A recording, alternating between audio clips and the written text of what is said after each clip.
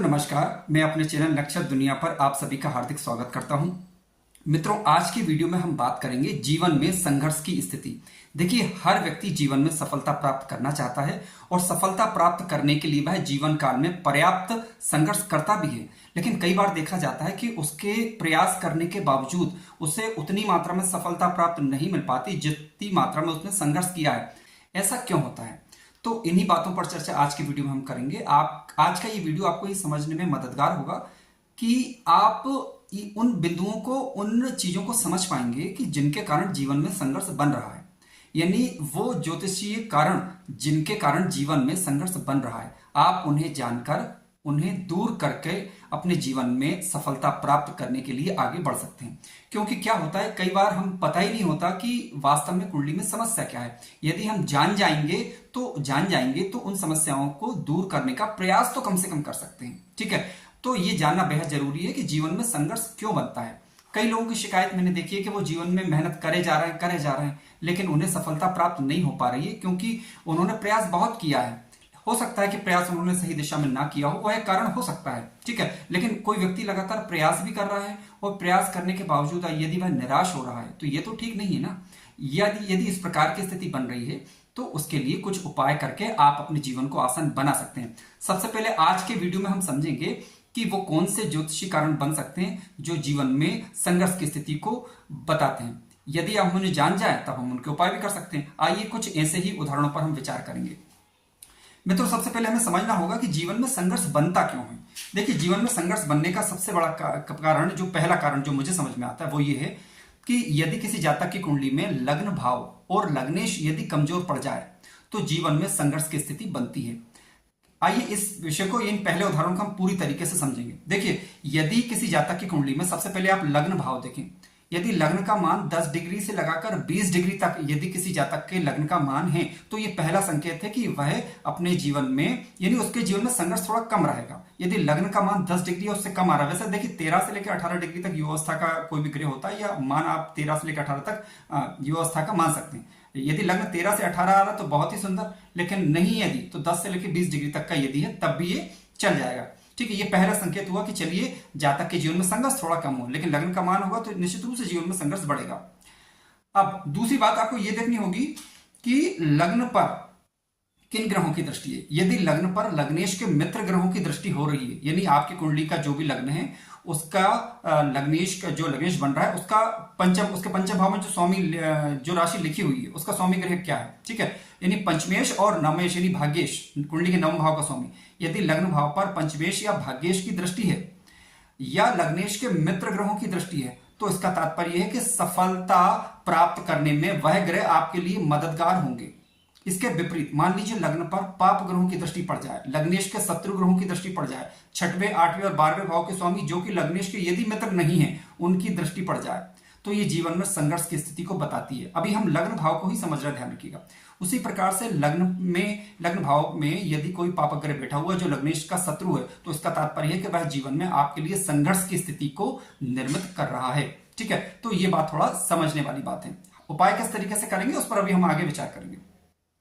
अब इसके अलावा यदि लग्न भाव लग्नेश की स्थिति देखिए, आप लग्नेश कहां है। यदि लग्नेश आपकी कुंडली के 6वें 8वें या 12वें भाव में बैठ जाए कहीं पर, ठीक है, 6वें 8वें या 12वें भाव में बैठ जाए, विशेष रूप से शत्रु राशियों के अंदर यदि लग्नेश बैठ जाता है और पीड़ित हो जाए विशेष रूप से, यानी लग्न भाव भी पीड़ित हो और लग्नेश भी पीड़ित हो तो जीवन में संघर्ष की स्थिति बनती है। इसे किसी भी स्थिति से जो है ठीक नहीं कहा जा सकता, यानी जीवन में संघर्ष रहेगा यदि लग्न का मान भी कम है और लग्नेश पीड़ित हो रहा है विशेष रूप से।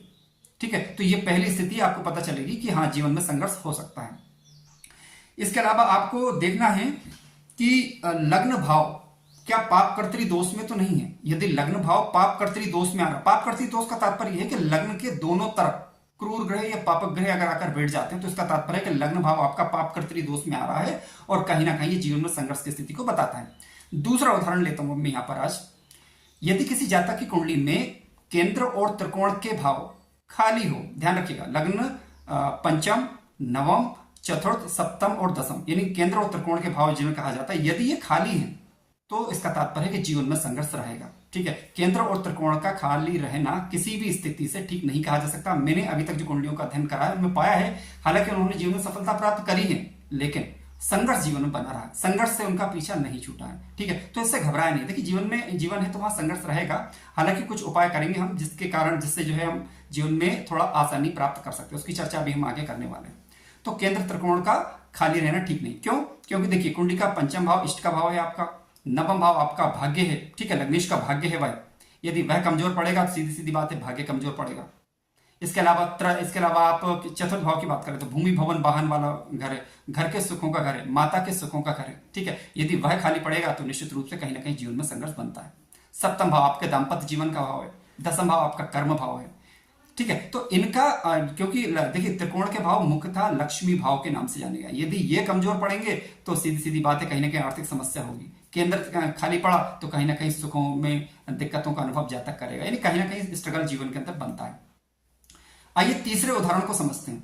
देखिए, तीसरा उदाहरण है आज का जो मैं ले रहा हूं आपके लिए। देखिए, शनि ग्रह यदि किसी जातक की कुंडली के लग्न भाव में अगर आकर बैठ जाए तो इसे भी बिल्कुल ठीक नहीं कहा जा सकता। शनि ग्रह बलवान होकर और लग्नेश के शत्रु होकर यदि लग्न भाव के अंदर बैठ जाएंगे तब ये स्थिति भी जीवन में संघर्ष को बताती है। देखिए, कई लोग मेरी इस बात का विरोध कर सकते हैं कि शनि यदि लग्नेश होकर शनि यदि लग्न में बैठे हुए हैं तो जातक को पराक्रमी बनाएंगे। जी हाँ, बिल्कुल पराक्रमी बनाएंगे, इसमें कोई दो राय नहीं है।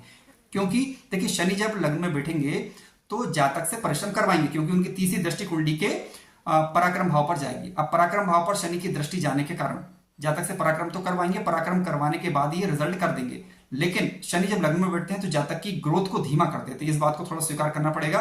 जातक को संघर्ष के बाद जीवन में सफलता मिलती है। अब आज का वीडियो क्योंकि संघर्ष के विषय में है तो ये स्थिति संघर्ष को बताती है। लग्नेश के शत्रु होकर बैठे तब दिक्कतें थोड़ी ज्यादा रहती है। लग्नेश के मित्र बनकर यदि लग्न भाव के अंदर बैठे तो निश्चित रूप से दशांतर दशा के दौरान यदि ये कारक ग्रह बन रहे हैं और बलवान होकर बैठे हुए हैं तो दशांतर दशा इनकी सुफलकारी होगी। जातक को किए गए परिश्रम का लाभ देर सवेर मिल जाएगा, लेकिन संघर्ष से हम इनकार यहां पर नहीं कर सकते। ठीक है, अब दूसरी बात, अगर मान लीजिए शनि लग्न में बैठ ही गए, अगर लग्नेश कोई अन्य ग्रह बन रहा है, यदि लग्नेश से दृष्ट हो जाए शनि ग्रह, फिर सुनिए, यदि शनि लग्न में बैठे हुए हैं लेकिन लग्न के मालिक से यदि शनि दृष्ट हो गए और बलवान लग्नेश बलवान ज्यादा होना चाहिए शनि की अपेक्षा, तो ऐसी परिस्थिति में क्या होगा? तो ये ठीक स्थिति कही जाएगी, यानी जातक के जीवन में संघर्ष तो रहेगा लेकिन सामान्य प्रकार का। उसी प्रकार शनि पर यदि गुरु ग्रह की दृष्टि पड़ जाए लेकिन गुरु पर शनि की दृष्टि नहीं पड़ना चाहिए। उसी तरीके से कुंडली के पंचम भाव के स्वामी या लग्नेश के मित्र या भाग्येश की दृष्टि शनि ग्रह पर पड़ जाती है तो संघर्ष की स्थिति को यह सामान्य कर देती है। तो कहने का तात्पर्य है कि शनि ग्रह भी संघर्ष की स्थिति को बताते हैं। ठीक है, तो इस बात से हम इनकार नहीं कर सकते। अगली बात पर विचार करते हैं। देखिए, यदि किसी जातक के लग्न भाव पर 2 या 2 से अधिक, फिर सुनिए, यदि किसी जातक के लग्न भाव पर 2 या 2 से अधिक पाप ग्रहों की दृष्टि पड़ जाए और साथ साथ पाप ग्रह का बल लग्नेश से अधिक हो, लग्नेश कुंडली में कमजोर पड़ जाए कहीं पर भी, तो ऐसी परिस्थिति में भी जीवन में संघर्ष योग का निर्माण होता है, जीवन में संघर्ष बनता है। तो इससे घबराने की ज्यादा आपको आवश्यकता नहीं है, उपाय कर लीजिएगा, राहत मिल जाएगी। किस प्रकार के उपाय करेंगे उस पर भी हम विचार करेंगे मित्रों। इसके अलावा यदि कुंडली के दसम भाव पर, कुंडली का जो दसम भाव है वह सुप्त, उस पर विचार करते हैं। देखिए, कुंडली का दसम भाव व्यक्ति का कर्म भाव है। किसी भी प्रकार के आप जीवन काल में कर्म करें तो कुंडली का दसम भाव देखा जाता है। कुंडली का दसम भाव कभी भी सुप्त नहीं होना चाहिए। सुप्त होने का तात्पर्य क्या? देखिए, कुंडली के दसम भाव में कोई ग्रह उपस्थित ना हो, किसी ग्रह की दृष्टि कुंडली के दसम भाव पर ना हो तो इसे ठीक नहीं कहा जा सकता। किसी न किसी ग्रह की दृष्टि होना या कोई ना कोई ग्रह कुंडली के दसम भाव में होना चाहिए, क्योंकि कुंडली के दसम भाव में यदि कोई ग्रह नहीं होगा तो कहीं ना कहीं जीवन में संघर्ष बनेगा और आसानी से सफलता नहीं मिलती। ठीक है, इस बात को स्वीकार किया जाना चाहिए। यदि आपका कुंडली का दसम भाव सुप्त है तो दसम भाव के स्वामी की स्थिति को बलवान कीजिएगा। वैदिक मंत्र या बीज मंत्र का उच्चारण उसका कर सकते हैं। कुंडली का दसम भाव बलवान होगा और लग्नेश, आपकी कुंडली में लग्नेश कहीं पर भी बैठा हो, ठीक है, तो जो भी लग्नेश ग्रह है आपका, उसका वैदिक मंत्र बीज मंत्र के द्वारा उसका जप करिए। यदि वह शुभ स्थिति में है, यदि केंद्र त्रिकोण में मित्र राशि का होकर यदि बैठा हुआ है लेकिन अंश बल से यदि कमजोर पड़ रहा है तो किसी अच्छे ज्योतिषी या पंडित जी से सलाह लेने के बाद उसका रत्न यदि धारण किया जा सकता है तो धारण कर सकते हैं, जिससे आपके लग्नेश का बल बढ़ जाए और लग्नेश को आप हर समय जीवन पर्यंत उसे बलवान रख सकते हैं। इससे संघर्ष में कहीं ना कहीं कमी देखने को आपको अवश्य ही मिलेगी। ध्यान रखिए, कुंडली का दसम भाव यदि बात कर रहे थे हम, दसम भाव यदि सुप्त हो जाए और दसम भाव सुप्त हो गया है यदि, तो ये देखिए क्या दसम भाव पाप पीड़ित तो नहीं है। पाप पीड़ित का तात्पर्य है पाप कर्तरी में तो नहीं है। यदि पाप कर्तरी में है तब भी संघर्ष कहीं ना कहीं जीवन काल के दौरान बनता है। आइए कुछ युतियों की बात कर लेते हैं जो भी कहीं ना कहीं संघर्ष की स्थिति को बताती है। देखिए, यदि किसी जातक की कुंडली में शनि और चंद्रमा की युति यानी विष योग का निर्माण हो रहा है, ठीक है, शनि और चंद्रमा की युति को विष योग के नाम से जाना जाता है, ठीक है, यदि ये युति बन रही है तो इसे भी सामान्य दृष्टि से ठीक नहीं कहा जाएगा, क्योंकि चंद्रमा मन का कारक, माता का कारक, घर के सुखों का कारक, और शनि क्योंकि संघर्ष न्याय के कारक हालांकि है, लेकिन दोनों की युति जब बनेगी तो कहीं ना कहीं मानसिक परेशानियां, चिंता की तरफ ये सूचना देती हैं। तो देखिए, किसी व्यक्ति का मन अगर स्थिर नहीं रहेगा, मानसिक विचार यदि नकारात्मक वे में अगर जा रहे होंगे, तो सीधी सी बात है, व्यक्ति जीवन में सफलता कहां से प्राप्त करेगा? ये करेगा तो उसको वो सफलता मिल भी जाएगी तो उसको वो अनुभव नहीं होगी, ठीक है। तो मानसिक रूप से व्यक्ति का सकारात्मक होना जरूरी, चाहे परिस्थिति जो भी हो। तो ध्यान रखें, शनि चंद्र की युति यदि आपकी कुंडली के अंदर बन रही है तो संघर्ष योग को बताती है, इसमें कोई दो राय नहीं, लेकिन फिर भी आप चाहें तो इसका उपाय कर सकते हैं। रुद्राभिषेक करें, ओम नमः शिवाय का जप करें, ओम का गुंजन करें। निश्चित रूप से आपको कहीं ना कहीं इस युति के प्रभाव में, नेगेटिव प्रभाव में कमी देखने को मिलेगी। प्रत्येक पूर्णिमा को चंद्रमा को आप सायंकाल के समय अर्घ्य दें, चंद्रमा स्ट्रांग होंगे। चंद्रमा के बीज मंत्र या वैदिक मंत्र का जप कर सकते हैं आप, ठीक है। तो निश्चित रूप से कहीं ना कहीं इस युति के दुष्प्रभाव से आपको काफी हद तक राहत मिलेगी। मित्रों, इसके अलावा यदि किसी जातक की कुंडली में धन भाव का स्वामी यानी धनेश और लाभ भाव का स्वामी यानी लावेश और गुरु, यदि इन तीनों में से कोई भी ग्रह कुंडली के 6वें भाव में, 8वें भाव में या 12वें भाव में जाते हैं, फिर से सुनिए, यदि लावेश, धनेश और गुरु यदि 6, 8, 12 भाव में जाते हैं तो ये आर्थिक संघर्ष को बताती है। केवल एक संकेत हुआ। दूसरा इसको पुष्टि करने के लिए आप ये देखिएगा कि क्या ये जब धनेश, लावेश और गुरु 6, 8वें या 12वें में जा रहे हैं तो क्या ये भाव पीड़ित भी हो रहे हैं क्या? यदि वह भाव पीड़ित भी हो जाए तो कहीं ना कहीं आर्थिक संघर्ष की स्थिति को बताता है, जीवन में आर्थिक संघर्ष रहेगा उसको बताता है। ऐसी परिस्थिति में आप जो भी आपके धनेश या लावेश बन रहे हैं उनकी दशा अंतरदशा के दौरान विशेष रूप से उनसे संबंधित वेद मंत्र या बीज मंत्र का जप करें और उपाय करें, तो निश्चित रूप से कहीं ना कहीं राहत देखने को मिलेगी। मित्रों, ध्यान रखिएगा कि संघर्ष के लिए, जीवन में संघर्ष के लिए और अन्य योगों को भी देखा जाता है, जैसे कि गुरु चांडाल योग। किसी जातक की कुंडली के 2nd हाउस के अंदर गुरु चांडाल योग बन रहा है, गुरु धन के कारक है, दूसरे भाव के अंदर बैठे हैं, ठीक है, लेकिन गुरु चांडाल योग यदि बन रहा है यानी गुरु राहु की युति बन रही है, गुरु या केतु की युति बन रही है, तो इसे चांडाल योग माना जाएगा। ऐसी परिस्थिति में आप अपने गुरु को नैसर्गिक तरीके से शुभ यानी बलवान करने का प्रयास करें, और जो राहु या केतु जो भी ग्रह ये इस प्रकार का योग निर्मित कर रहा है उससे संबंधित वस्तुओं का दान किसी अच्छे ज्योतिषी से अपनी कुंडली का विश्लेषण करवाने के पश्चात और उनकी सलाह पर आप कर सकते हैं, ठीक है।